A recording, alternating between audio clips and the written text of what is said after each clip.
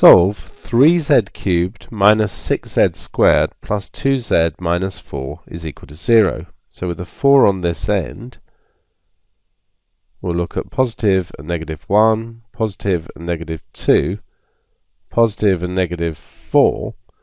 With the 3 on this end, we may need to start looking at fractions if none of these work. But let's see how we go. So, let f of z be equal to 3z cubed minus 6z squared plus 2z take away 4.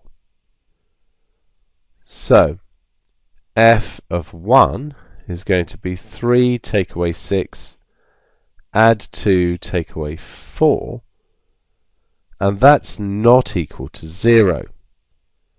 What about f of negative 1?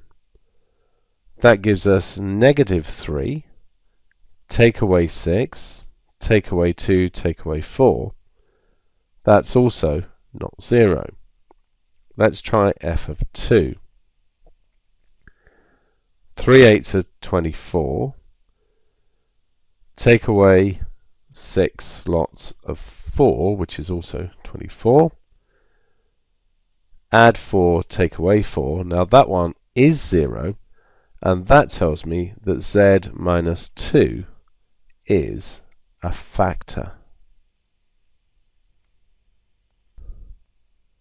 So, 3z cubed minus 6z squared plus 2z take away 4 is going to be z minus 2, and then we want a quadratic. Now we need to get 3z cubed here. This is just a z, so we'll need 3z squared.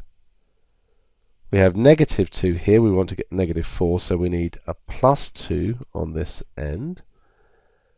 And then we need to figure out what's going in the middle. So we'll look at the z squared term. We'll get one of those from there, and we'll get one of those from there.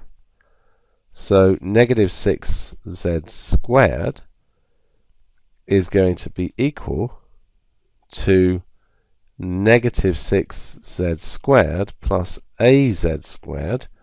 Straight away that tells us that a must be 0.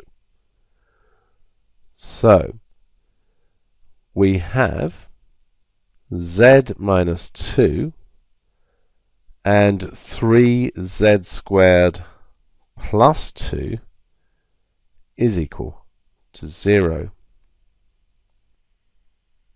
So let's look at the 3z squared plus 2 being equal to 0. 3z squared is equal to negative 2. Z squared is equal to negative 2/3. So z is going to be plus or minus I root 2/3. So our solutions are 2, I root 2/3, and negative I root 2/3.